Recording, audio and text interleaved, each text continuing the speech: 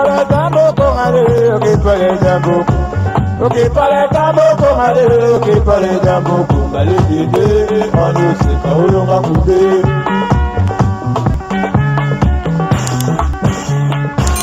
Ok para tambo con ale. Coucou, fini la solitude. Solitude et Sili na kati ya ba diaspora. Si tu es en moko, live together original ya la danoise yewana liboso na bino bande konangai solitude et Sili boya ebele tozali na site de rencontre o ezali très sérieux pour na ba relation moko très sérieuse.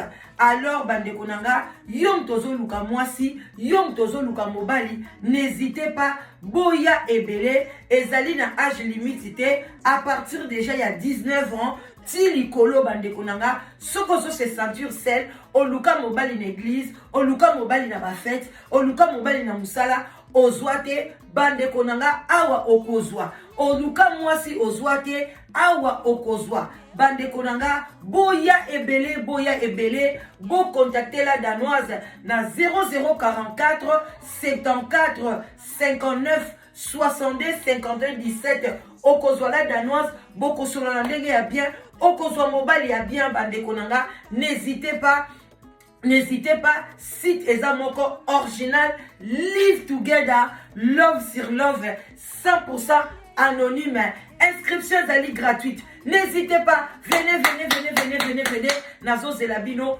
bozali bienvenue, ba love, moi. Ngayoyo, nazoluka mwasi ngayoyo, sokolo takinga na loto.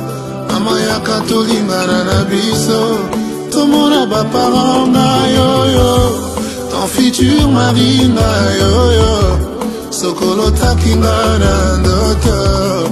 Mama ya katolinga na biso tomona bapasteur na yoyo. Hello tout le monde, la famille sous les baobas, la pesibino bambote belé, nazo benga bino bo s'abonner na site na biso ya sous les baobas et puis na live together en tout cas boye belé surtout bana na biso ba jeune fille na biso à partir ya 25 ans ti likolo boye vraiment belé bokozala décider et pas ya sous les baobas yemoko ingénieur, sans oublier maman maréchal. Donc, au Bendibino et Belé, et ça, joli batinissa, joli batinissa, en tout cas, bambo et Belé, papa les sages, maman les sages, bino nyonso na Bendibino, Ouenge TV, na mon épée vidéo, on la salle à sport. En tout cas, na Bendibino, boya vraiment et Belé, boza, décidé, na souhaité bino, bon week-end, na bino, quid mada, Moulaja, Mario Moulaja, Bonsoir, bonjour, ça dépend heure à laquelle vous allez suivre la danoise. Voilà, bambo tebele bisika biso bizubino nzambalola ayeba ko pambola bino bande konangai vraiment toye na lombangu tozali ko solola likambo oyo etali leseko moko poiti moko pa café na se sous les baobas ezalaka kitoko makasi tomela na biso yangonde esalaka nzoto bilengi bande konangai. Voilà, toye na lombango, toya ko analyser un peu après 3 mois, presque 3 mois ya libala ya AXA, et le konini lesego ameme libiso, ba démarche nini, epai nini akomi, ba résultat nini ya sika aenango, yango toye na lombango, pona to contacter bino, toye bisa bino ke vraiment ezali pasina mawa. Tozali kosala bravo na mwasi oyo nzoto mikie me bongo ekuba azali ko bundela droit na ye azali ko bundela libala na ye azali ko bundela droit ya mwana na ye azali ko tika na nzambe et puis pe nzambe alobi yo moko bunda ye pa ko tia loboko boni biso ba mama congolaise to tika kaka na tiki nyonso na maboko ya nzambe mais tant yo tiki na maboko ya nzambe nzamba kweliseli yo lipato lesa bana nzamba kwesi mandi te ozwa na nzela olia donc il faut osala pona yo oganye bandeko na ngai yango wana botika makambo ya kopesa nzambe mikumba alors que apesa yo maboko apesa yo mayele apesa yo nyonso oyo okoki kosala toye na lombango bino moko boyebi oyo tantine na biso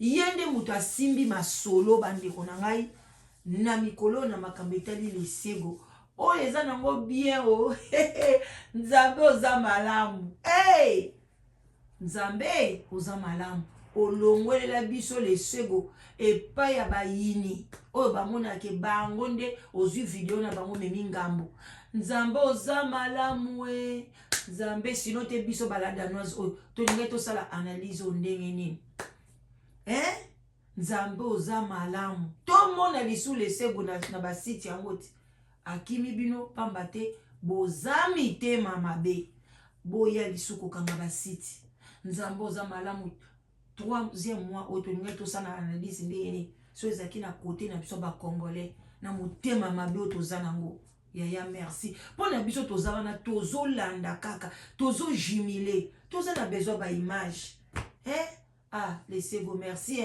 ndingo yano na kote boye kote balobi bozwa na bino bopartage toza na besoin likambo ya lesego elamusa mwasi moko elamusa mobali moko abanga ayebake soki obali ozali pre ya kobala te kobala te libala ezali seki te obali mwasi lokola lesego otie singa na kingo akotika yo te na butu aza femme de nuit na yo na moi aza mwasi na yo bandeko nanga mikolo ekomi kobala femme de nuit soki homme de nuit moko boye ndeko ya papa nanga te ka mwasi na ndako femme de nuit na yo ye wana homme de nuit na yo mpe kaka ye wana place nyonso kokende obalaki nga obanda omona nga wana ekomi nde bongo lesego mpenza singa na kingo bongo yo aksa place ozali mibongamake na oyo ozobala yo moko oyebi soki obali nani soki okobota nani yo moko ka oyebi nga aksa na kobanga na zemi yango soki oza nango ozotala moke okei botala mpenza eloko nini nazomema na kati ya libumu bokende tokende na bokebi nyonso to boyoka ndeko mwasi azoloba na anglais bino bolanda kaka na anglais ngai na bando resume kaka muke voilà. So I'm going to get her on right now. Lesego, I can see that you are there. Hey, superstar. Can you hear me? I can hear you fine. Oh, okay. How you doing? Because you look okay. You look nice. Thank you. Happy Valentine's. Happy Valentine's Day to you, lovely. Thank you. Yes. Did you hear what I said? That Kevin is threatening you to stop talking to us. Yeah, he was. Even with me, he was threatening me.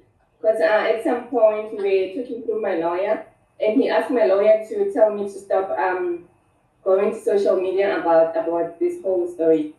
And I said, you know what, I'm not going to entertain this. If he wants to talk to me, he will talk to the lawyer directly. So I just cut the communication between me and him.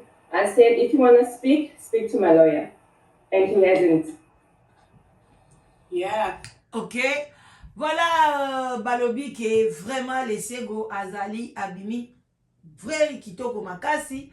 Et puis ndeko mwasi alobi na ya lobi toyoki neti Kevin apekisi yo oleka lisusu osola su na biso te alobi oui alobaki ke soki nalingi to banégocier aleka su na social media te ya ebisi ye non ye akosolola na ye te eloko nyonso oyo ye alingi kosolola aleka epai ya avocat na ye donc ye na Kevin alingi susu contact te.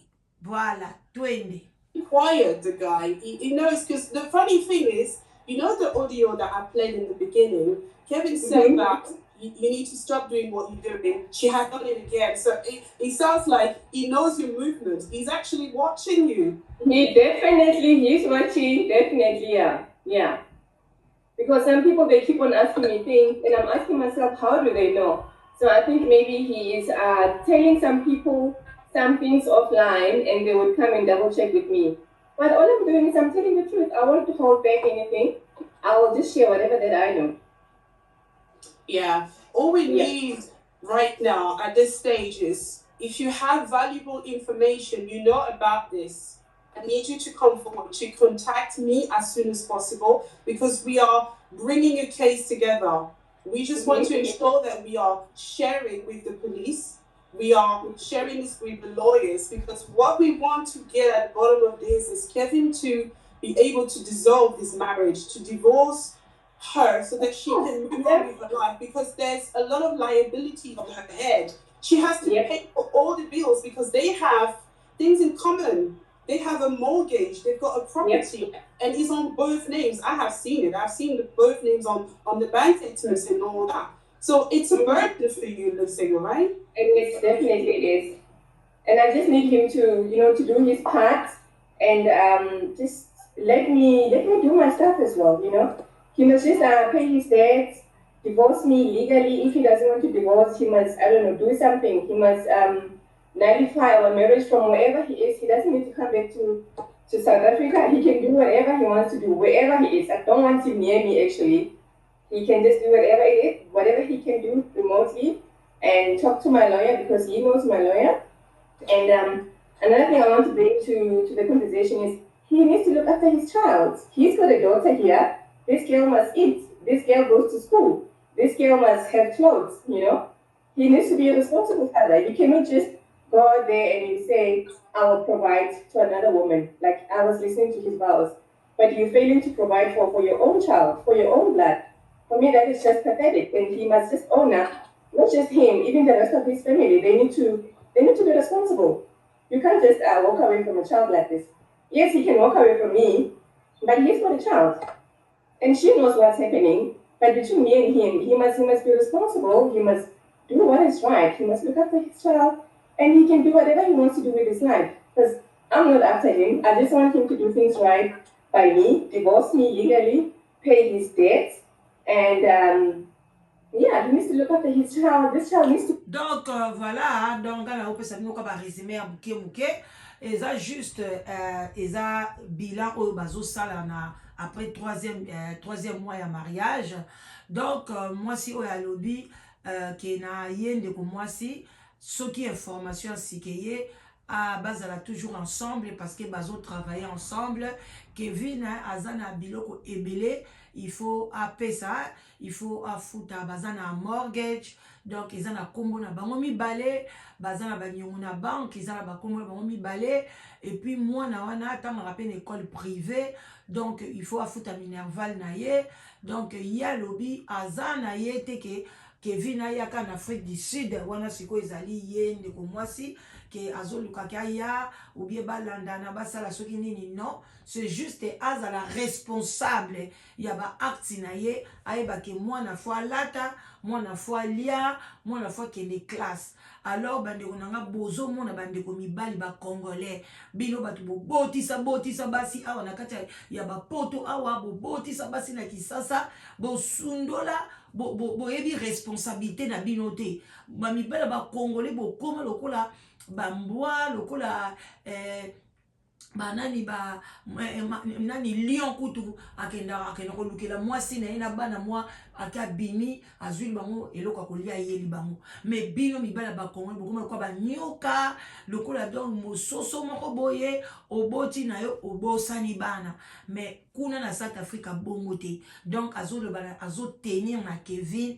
asala azwa responsabilité na ye Kevin pene ozawa na tata ato lingi aksango. Mais comment tu as quand même be solo là na avocat alobi aksa enani laissé alobi ayebi avocat na ye bien azape na numéro avocat na ye donc asura na avocat na ye ozo ba responsabilité na yo oza wana place ya mbongo ebele mbongo nyoso bachaka na nini na JCC wana eyaka na konja mwasi na yoti kozape ka mutema mabe eza bien te konyokola pe batu ne wana eza malamu te kotikela mwasi ba charge ya bongo eza bien te azala te ekolo mosu ata booloba o aza mwasi basi wana baza basi mabe eza malamu te surtout bato bozokenda ba église eza bien te. Kevin vraiment te ya kaka Schools are very expensive in South Africa. Private schools are very expensive. So I'm just on my own now. Like I need to play single mother, things that I never planned to. Like I didn't plan to be a single mother. I'm actually freaking out. She's going to school tomorrow. Now I have to drop her in the morning, fetch her in the afternoon, all by myself. So it's a new thing for me. I'm not scared. I know I can do it. But it's just a change, and I need to adapt very quickly because I don't have a choice. Abika vie na ye penze changer na a jamais zala femme seule sikoyo akomi femme seule il faut akende kotika mwana classe akende kozwaye eloko ya sala kite mais alobi te ka kokoka ngo ka vie na ye vraiment échanger. Donc il faut vraiment azoba habitude à sika vraiment bandeko nango lalika bola buki vie penza e baluki si c'est comme neuf. So all I want from him is to at least look after his child. That's what I'm asking. Divorce me legally, pay for his debts, pay for the debts that we had jointly because he owed me mine as well. I still want my money. Even the money that he owed Chipo, she wants her money too. So I mean, really, as a leader of the church, because I believe that... vraiment, ça a besoin d'un bon naïe. Nambongo yepe azaka mwasi moko mutema malamu alobi nambongo chipo pe aza besoin mbongo na ye chipo sikoyo aza pena mutu ezo baluka ye libosa bane komona neti makambo ezalaki kaka ba réseaux sociaux neti mwa histoire na moka nde wana melelo chipo abani omona ke komi réalité donc chipo pas na besoin mbongo na ye donc Kevin sala tout et koko sisa no pe likambo ngo yaya ozuka mbongo elobi a Axel ko linginga mbongo ekotaka na JCC wana ebele zwa bofuta banyongo batu en tout cas Axel na yebite kiteti oyo zo sala e ya ko memelo na esika mabe e ko memo na esika mabe mbongo zo kota bozo lia bambongo batu na ba femme pleureuse wana monaki dimanche oyo kaka so ikalate bazo sambela wana basibisi ba enveloppe bazo ko déposer bofuta bambongo batu eza na ngope bambongo moko te oyo bomona soki pasi so be bakalikilango bien okufutela mobali no nyongo wana bien mais kara obozo beta oyebi kenge ezolekelanga oyo ekomi kindoki eza su makamba normal te toyoka bilan après 3 mois ya libala ya axe. He took an oath in the church saying I will leave the church, you know. I would like him to be responsible. If he cannot be responsible, you know, the members of the church, can they not say something to him? Can they not guide him or just like have a chat with him offline, trying to listen with him? That's all that I'm trying to get out of this conversations. I'm not after the church. I don't know the church. I've never been to the church. All I want is the truth from a member of the church. That's it. Yeah, because you know, you said something very important here that right now, do you know that Kevin is the leader of the church now, right? Because I do believe that he's now the pastor. He's a Reverend Kevin is going to be preaching soon also on Sundays because he married somebody who was already public and giving messages. But I think journaliste pesa makambo alobi na yo yebite ke Kevin sikwa komi responsable ya monene ya église alobi abobi oui parce que abali mwasi moko ayebani mwasi wana azali pasteur azali responsable na église Kevin akomi penza responsable pe Kevin kalate abanda ko prêcher. You know, after this I don't think that Kevin will have the guts to mount the pulpit and preach, because if he does that, let's say, but listen, I'm going to tell you now, I'm going to book a ticket to the Congo and I'm going to go to the church. I'm not joking. I'm going to enter the church. If I see Kevin on the podium preaching, I will snatch the microphone off of him. I will shout. I will take my phone and I will go on live on Facebook. I will alobi vraiment azali sûr et sûr. Soki a Monica mukolo ba akoyo kaka moi ça alobi aza déterminé. Az baza lokola biso ba congolais te to lobaka ka la to sala ka action te.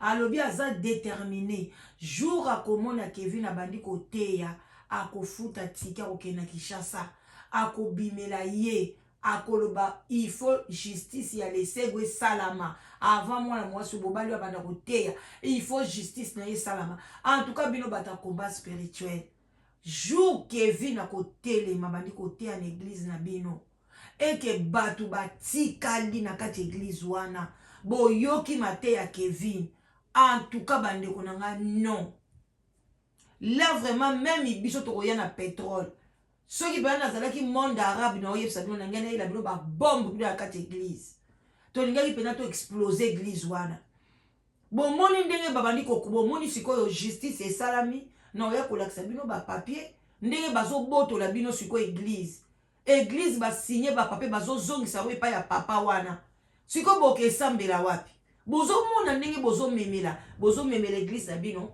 donc soki bozolala nani bozoluka esika kokende komema église wana te bobanda koluka église déjà basigné ba papier ke papa nazozwa église na ye donc mwasi alobi baza déterminé mokolo Kevin akomataka na podium abandi kote ya bakotika ye te bakoyela ye wana na bakamera na banini baloba bakokonga ka justice bandeko nanga makambo alire ezokende ekokoma makambo international tozana bino abokanga dacha lelo.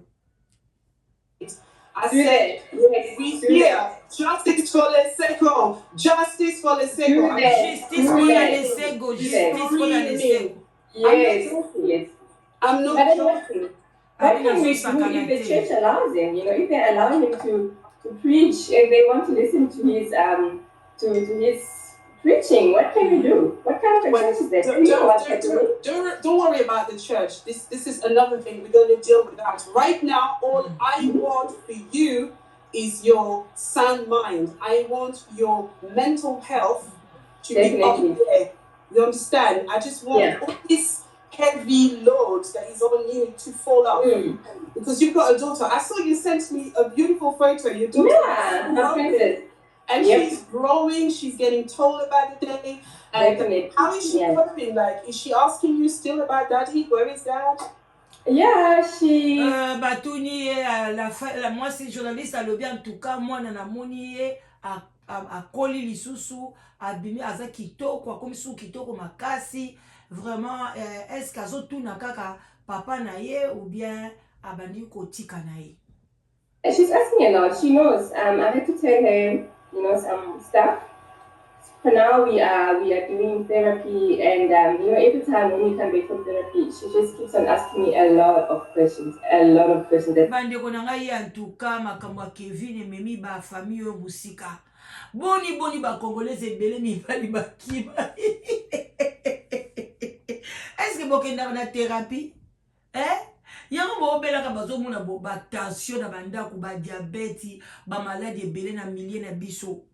Bokendaka thérapie te ezokufela bino kana motema alobi baza bien mais bakomi kokina thérapie na mwana donc parce que mwana azotunaka papa na etango nyonso et puis bana wana ba bekolo wana bazaka sensible biso bana biso tellement tolesaka bango fufu na bas âge bakemba ata papa ke na yo bika baza bango kuna te na yoka te bana ba congolais papa ke ibake na thérapie bana biso balenda bakemba papa soka gaze na yo bana ba bouger na ba olia kuto papa ke bana ba mama zonga ne souté mama papa zonga souté to comme nous en biso bien papa zong biso to zara ndenge mais bande to se kaka pa to se cambia sa émission mais c'est vraiment triste tala pa Kevin a memi moi sabato alobi kuna na thérapie bazo tourner ba question ebele bande ko kuna ba tuna ka ba question ebele tout ça tant bazo tourner ozo répondre ba ko tourner question mo ata 1000 fois ozo ka ko répondre pas ba ye ba ketango ko ba yango ela tsike o ba ye pena likambo ngo bala moko donc bazana mo ba technique na bango ndenge ba memela kango donc tokende. Sometimes I don't even know how to manage, but I'm taking guidance from the therapist because sometimes I think she feels bad. She feels like maybe she could have been there to stop her dad from doing whatever that he did, and I tell her that no, you did nothing wrong. I did nothing wrong. It's nothing that we could have done. You know, there's nothing that we could have done. Donc moi nanaye azako mituna zotuna lemsu mama naye est-ce que to sala ki papel ko mobo ya mabete oza sûr pona ni papa mande tozaki na ye akende ka ndenge wana bima akende kobala oza sur tosalaki eloko ya mabe te donc mwana moke ya ba 8 ans komi donc azo se reprocher comme si tosalaki papa eloko moko ya mabe mama alobi non non non non non tosalaki na biso ye eloko moko ya mabe te mais azo comprendre te mais tosali eloko ya mabe te tozalaki na ye bien parce que bapapa mpenza bakongole bozalaka mpenza bahypocrite bozala na ndoki omona de ozosala no plan obima no na ndako wana obia olinga no mwasi wana te mais vandisa ye ou bien to soko ovandisa ye te ozobanga ou quoi benga ta na telefone lobaki ete ngai en tout cas nazosepela na ngai nde tozovanda lisusu te mundela alobaka ke en tout cas ngai na baye na nga nalingi nazala na nga sikoyo ngai moko mponi bamindele babanga te koloba bongo eske bosi boyoka mwasi moko mindele azwi munduki atire mobali na ye ou bien mobali atire mwasi na ye parce que ayebisi ye kete nga nalembi biso ate olembi na yo tozala biso mpe bato kolemba no mutu oh mutu mpe kozala ne bien mais ere boko baye no lobia nalingi na nga suvi ya kolambelanga mobali te ya kokanisaka lelo alia nini lobi ala na nini parce que biso bambela bakongolais trop fainéant jamais kolamka na ntongo boya lobaki te lelo ngam nazolamba baza moke mwasi ka fora azolala moko basi mosusu basaka kuta insomnie azoyeba te lobi na olamba ni papa olobi na opesa ye nini bana kuta ezaka problème te mwa olexi mwa pixe olexi mwa boye osali mwa boye mais papa ozoyeba te ale mpe pondu déjà boye lobi na lamba nini lobi boye ozokanisa mosusu mama ozolala bien te na motu mais nyonso wana ka mpona papa mais ye mobali wana bandeko soko mpo olingo tika bato tika vandisa lesego soko avandisaki ye aloba neke non en tout cas bon ça ne va pas namoni ka fo nazala na nganga moko en tout cas limbisa ngai nayebi ke nalingaki na boti yo mwana kote etali banyongo bon tosolola tosala boye makambo esili pourquoi bozalaka bahypocrite okomona mpe na butu wana mpe osengi mpe mwasi afungoli mpe makolo apesi yo me na ntongo okebala na yo na ntongo okesala no babétise na yo bomonaka mwasi na valeur te mais boyebake tout se paye ici bas yango ozomona batate ebele batikali bango bahomme sel na kati ya bandako bakomi kobela batension mitu ezosala lisusu te même atanga nazoswana bango nazomona clair te omona papa mokolo boye 60 ans azobano la danos ok toyokani lobi na osabo lobi yango omona moto abungi yoka bozo comprendre te yo moko mitikali lobi mais o bapapa ndeni nakomi koyoka kutu nazalaki na besoin bapapa mikolo na ba 62 ans ndokela bango mbawa solitude mais à la fin nakomomona bitu na bango eza déréglé baza normalité c'est triste na préféré ba jeune bazosala baza bien bazosola kitoko tozolia kitoko tolanda what he did. I mean, Yeah. life is a choice. He chose to do what he did, and that's his choice. There's nothing we can do about it, you know? People choose what they do with their lives. If he chooses to walk away from his family, he chooses to walk away from his daughter, that's him. That's on him. And sadly, they were very close. You know, Kevin could have been anything, whatever out there, but he was a very loving father to Dasi. They were friends.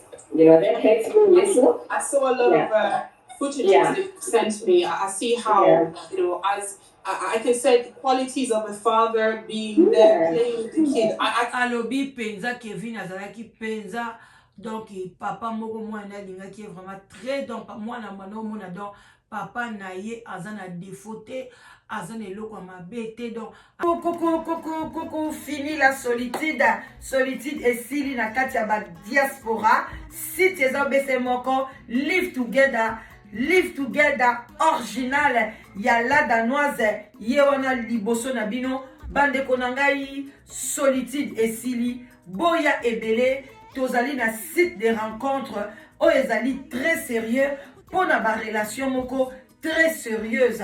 Alors bandeko nanga yom tozo luka mwasi yom tozo luka mobali n'hésitez pas boya ebele ezali na âge limite te à partir déjà il y a 19 ans ti likolo bandeko nanga soko so se sentir seul oluka mobali na église oluka mobali na ba fête oluka mobali na musala ozwa te, bandeko nanga awa okozwa. Oluka mwasi ozwa te, awa okozwa. Bandeko nanga boya ebele, bo contacter la danoise na 0044 74 59 62 52 17. Okozwa la danoise, boko solo na ndenge ya bien, okozwa mobile ya bien, bandeko nanga, n'hésitez pas, site ezamoko original, live together, love sur love, 100% anonyme, inscription zali gratuite. N'hésitez pas, venez, nazo zelabino,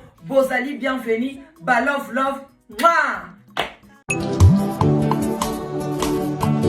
Ngayoyo, nazoluka mwasi ngayoyo, sokolotaki nga na loto, mama yaka tolingana na biso, tomona baparent ngayoyo, ton futur mari ngayoyo, sokolotaki nga na loto, mama yaka tolingana na biso, tomona bapasteur ngayoyo.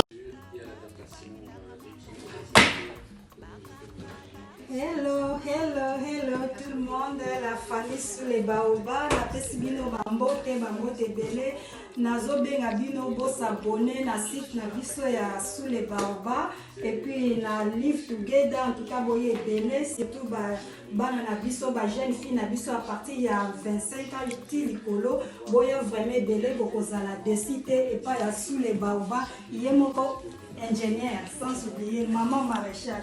Donc, tobendi bino ebele, eza joli batinisa, ye, joli batinisa ngayo, en tout cas, bambote ebele, papa les sages, maman les sages, bino nyonso na bengi bino, Ouenge TV, na mona epe vidéo, nga pe na sala la sport.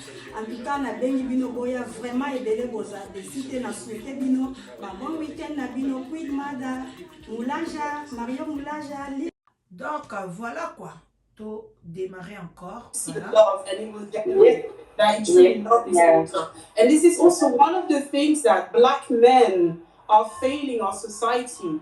It's just to abandon their children. Do you understand? It's good that you have a daughter, so you're going to nurture her. You're going to teach her values in life. Imagine if you had a son. Do you understand? You know, boys, they copy, they follow.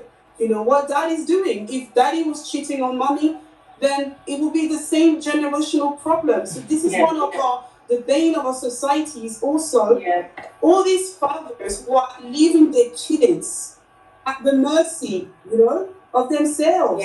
And this got to end. You say, well, but I must say, Benita, I'm very proud of what I did for my daughter's sake. I'm also teaching her that, you know, tomorrow when she's grown up, she mustn't just, you know, sit and just allow a man to walk all over her head, you know. When things are wrong, she must take a stand. I'm also doing this for her because she is my daughter. She needs to know how women needs to be treated. She mustn't just go thinking that, you know, women are always victims. Women, you know, they can be treated as petty as men want to treat them. No. Yeah. I'm also doing this for my daughter and for her friends. One day she will go and share the story with her friends. And they become powerful women on their own. I'm just not doing this for me, I'm doing it for her and other women out there. Yeah. I find she's missing a help there, yes. But I have a very, I've got good support around me, you know, like my neighbors, even the people that were close to Kevin, like his friends, some from Congo, surprisingly enough, you know. They're very supportive, they're even like willing to help me. They're like, if you need something, if you need us to pick her from school, you just shout, you know, if you need anything from us, you know, just shout. And I'm very grateful that, you know, not everybody has stand against me. And I must also say that I don't have anything against Congolese. You know, I love Congolese. Generally, Congolese are very sweet people, they're very gentle, they're very understanding, and I love their food so much. And again, I'm raising a Congolese daughter. Why would I want to be bad to Congolese? You know, vraiment, laissez Gwaza Mwasi Moko très gentil, hein, malgré tout ce qui se passe, mais Aza toujours kolobake non, na lingi vraiment ba peuple congolais, Azo sepe na soutien na biso, nyonso tozosala vraiment azali kosepela na yango azali wana alobi ayini biso te biso mpe tolingi yo mingi soki omoi tozozwa bata mpona tozaka kolamusa conscience mpona Kevin abima esika azali ata soki akozongela yo te me apesa yo divorce na yo ndenge olingi apesa yo badroit na yo ndenge osepeli akokende na ye na kimia bakokende kosala kimolaso na bango na aksa parce que wana eza libala te ezali kindumba na miso ya nzambe kobanga eloko te nzambe akotikala kolimbisa bango te parce que nzambe alobi fu korepare donc osengi bolimbisi korepare eza nini kolongwa wana kozonga na libala kala alors Kevin soki akosala yango te donc akopreche na ye na église parce que bamalanda ngombe bantaba babe bazalaka kuna me oyo mpenza babengami ya nzambe na kati église wana bakozala liso te komona makambo nyonso elekani eza des églises oyo aksa akangisi yango na miso ya nzambe ezali ya pasteur Dalo na combat spirituel na miso ya nzambe baporte nango eza bloqué eza fermé bolinga te c'est comme ça yo oparticipe na lisumu moninga ozali nango bible elobi yango opesi kutu mbote na oyo azali moto ya lisumu yo mpo olati lisumu nzambe alobi zongisela ye mbote na ye boya yango loba te yo oza moto aka na biso te bongo yo moto oyo kocelebre libala ya bapayen yo oza nani ozali nani na biso ya nzambe alors suivez tozokende malembe Exactly, because I saw you posted something on your stories. I think you said that you doing something. Yeah, I know you were very. Check out my days too. All those things. Oh my goodness! Oh my God! If you from the Congo, you're watching, just say something. You understand? Lesego loves the Congo. She just had this affection towards that nation, and that is why she chose Kevin to be her husband.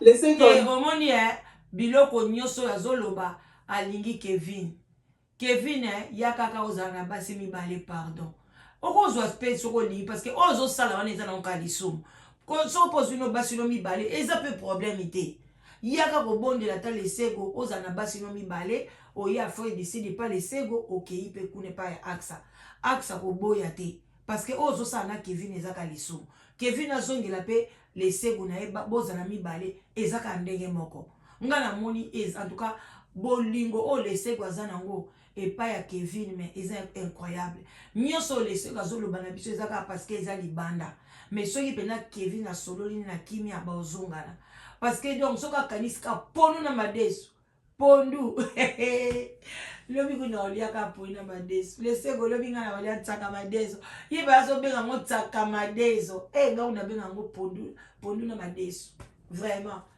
nzambe bolingo eze eloko mosusu nzambe kanda yebaka oyo atiaka bato na kati na mitema so bafungolaka mitema bato mbele mibale ebele basakanaka na basi te obie basi ebele mpe basakanaka na mibali te parce que soki mpenza moto alingi yo aporte yo na kati ya motema na ye mais nzambe asalaka bolingo abombango nzambe efali obimisa ngo libanda bato bamonaka degre nini ozolingela ye beele biso buzoba oyo elinga ezala te na mokili tamsu Kevin azokanisa aksa azolinga ye tamsu pozo azolinga no yote tamsu degré o azolingela yo obelika maladi bo abwakisi oyebi te telo ke kota na famille moko bango so ba divorcer ozomona ngote ke eza compliqué okende na problème seka lia mbongo eza na suka te ndeko mobali fungola ba mini wana ba pesa plus de 32 ans ye azala na plus de 32 ans na nzimi te kazana ngo 32 Kevin akoza nango plus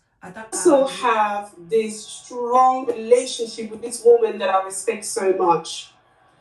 I don't know the kind of heart that she has, but she's showing me what is womanhood. Chico is an example. She's amazing. She's amazing. She's been standing with you. She's been there for you. So this friendship has grown just through this story. You can imagine how your misfortune can be turned into something so beautiful and powerful. That she is not just there with you, for you and your daughter, but she's also speaking for womanhood, because there's a lot of women that were in the same situation as Chipo, they will never do what she did. They will literally even for me, with allow her to speak to me. I could have just said, go away, you know, you are the reason that my marriage, you know, fell apart because somehow, you know, those entanglements, she was one of it, you see. But I'm also like opening up to her. I also check on her as much as she check on me.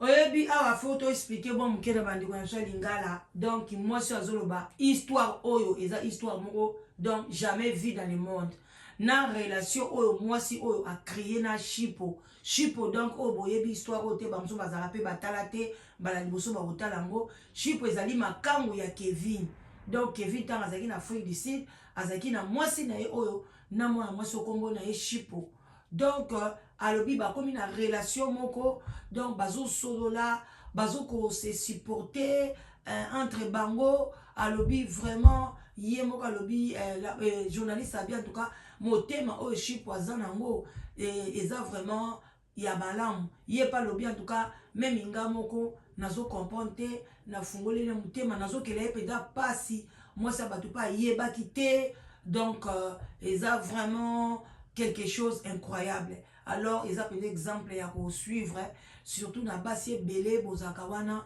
na lobango pe moi mingi, mi basi bazarami ba victime. Ba mi ba na biso mingi ba congolais, ngana zo be na biso ba congolais na yebi mangamba ba ivoirien te. Bon comment kaka ba congolais te et bon ba ivoirien pe baza bon ba nigérien non, je ne connais pas. Moi je parle na mi bali ya mboka na ngai. Donc ba mi bali mingi ya mboka na biso batambolaka na lokuta makasi soki bakutani na mwasi mosusu omona bawangani yo awangani yo akoloba teke aza na mwasi ou bien akoloba ke toza na tolingi to divorce ou bien mwasi nanga to divorce be tozalaka ndako moko nazoluka esika na bima surtout kutu esquisse awa wana na UK awa lokwa mibali ebele bazala na bango na baadresse epa basi te baluwaka baroom aokende kolakisa ye tala nalala nanga awa naza divorce nsoki aza na mwasi na ye alors yo mwasi andako ntango oyoka ke abandi kobima na mwasi moko bokei bitumba obandi koswana obandi koluka bafoto na ye opiblie yango osala boye bandeko nanga tusa ezaka buzoba epuis basi nyonso babundaka na makambo bongo baganyaka te baganyaka na bango te okote ntango osali yango mwasi wana alobi na otika so te nde place bosala kerere mais lor soko okei ntango so otuni mwasi wana na malembe ke eske oyebaki boye na boke mobali nanga naza mari mpo nalingi kotika ye te tala toza na bana boye na boye yo kutu boboti te eske okotikelanga mobali nanga te mosusu mwasi akocomprendre mais bokendaka tellement na brutalité so mpe manque de sagesse so mpe ezalaka manque ya kotanga soki mpe ezalaka nini nga mpe mo na mituna nayebaka te parce que ngai mpe naloba ngo na kotika kosala ngo te nakotikalaka kosala ngo te oyo nakende kobundisa mbanda makasi yango mpe nazwi yango wapi naosala na ngango te parce que so mobali alingi yo so mobali alingi na yo te atoforce yaya osala ne like we work together, you know, because I understand that she's been disappointed as well. She went through pain as well. Bon, to l'excellent. And yeah, it has been. Nazaki na besoin pe to mona qu'est-ce qui ne va pas parce que les appels moi moulay to bandatana and this beautiful friendship that she's developed with Chipo and all the people out there. I just want to thank you guys for being such a strong support for her, showing that we as Black people, we can gather together, we can just say, yes, we are in this thing. This problem that we face with right now is no longer a Lesega problem. It's about womanhood. It's about us to come together to be able to do something for your female kind. So I can see somebody's calling right now. And yes. Hello. Hi. Alobi vraiment eze loko moko ya isengo o ezake toza biso pena ba black people donc biso batu mwindu to lakisi pena bolingo na biso toza ensemble vraiment ezo sala kitoko makasi donc to continuer ndengwana ya ko se soutenir sikoyo komi ba appel na olingala biso to lekisa na biso lisusu nazaki na besoin ya kotala namonaki balakisaki place moko boye me nazomona yango te mais non bozela tozongisa ezalaki ka publicité ou quoi namonaki nauti omona yango bozela totya social space, telling the whole world her story. Her husband hasn't responded. He is well aware of what she's doing right now, speaking to the media. He has issued threats to her, telling her to stop doing what she's doing because when she will be by herself, she will pay the price for what she's doing. But Lesego has nothing to lose here because at the end of the day, he's the one at fault. He's the one who has created this whole thing. So no matter the threats, the attack, the intimidation that he's bringing upon her doesn't move us an inch. Thank you everybody for being so faithful for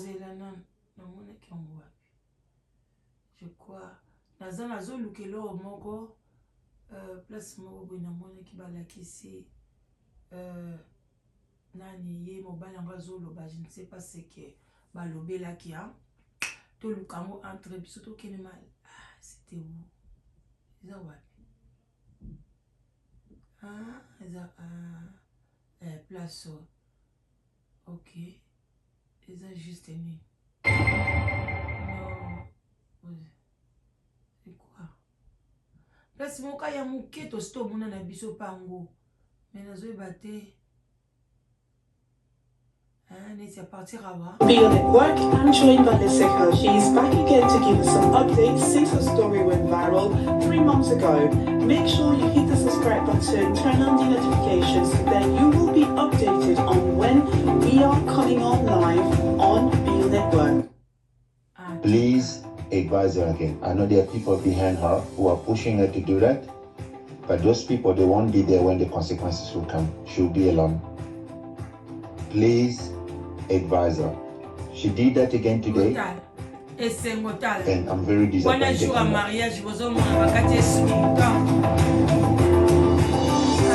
Kevin alingaki mwasi voilà vraiment batata ba maman bandeko tokomi na biso na suka o ezali bilan il y a 3 mois après mariage ya Kevin.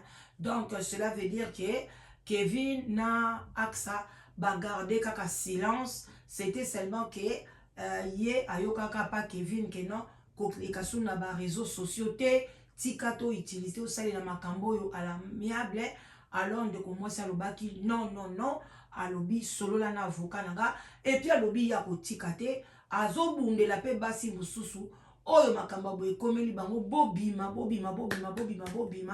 parce que bokoki kotikala ka bongo te toujours bozaka neti fermé neti boyebi ba droit na binote en tout cas eza vraiment triste quoi bazo bunde lango yango alobi ye akotika na ye te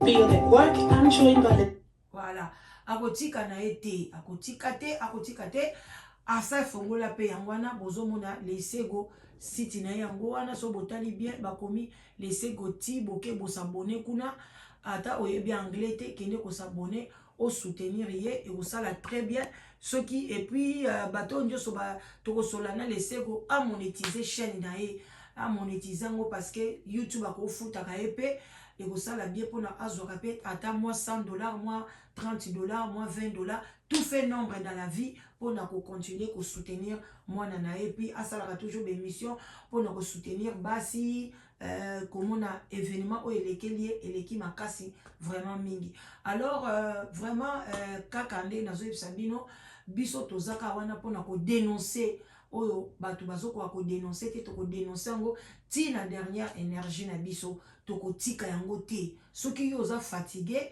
oke kotala TV5 na lobaka ngo TV5 eza wana ezola kisape makambo ebele donc mais biso to kotika te soki information ezali mutu aza na témoignage soki mutu aza na likambo koloba concernant bakambo toza wana tokoloba tokolemba yango te vraiment bandeko nanga botika la malamu Kevin aza na silence total côté ya Lesego mais ba Lesego baza toujours bazomema makambo na justice azoyeba ndeni akosaisir juridiction congolaise pona likambo oyo ekende liboso et puis justice et salama et puis Kevin en tout cas anglophone baza déterminé toujours penza oyo ye akolinga en tout cas soki masasi ekobetama mokolo se akotelema bandi ko prêcher en tout cas ekozala scandale soki penza bato ya combat s'il vous plaît bolakisaki boza na bonzambe na bino bokenda kosambela wana olie bofandaka na mabele boza kolela eloko bolelaka toyebi te boza kolela mpona eloko te batémoignage moko bidon batémoignage moko ezanga motuna makolo batémoignage moko fonde oke mpe olobi osisi témoignage obeti sali général nani komoli nani kecha général c'est base de quoi toyebi te. Bon, je ne sais pas. Vraiment, c'est... Si on peut beaucoup de armée du salut, beaucoup de gens peuvent courir dans la carte, il y a combat spirituel, carabino. Bon, mais bon, bandaka ka kombe bisa, ceux qui bobengara, bino pe comme tuboye qui n'a pas combo, bengara, ceux qui, comment on appelle ça? Oh, ceux qui vision, hein? Vision maman, vision boye, vision pasteur, boye na kalatoye barabilo kwanate. Donc voilà. Je vous love, hein? Moi je vous love. Boti kalamala mubo s'abonner na sous les Baobala danoise.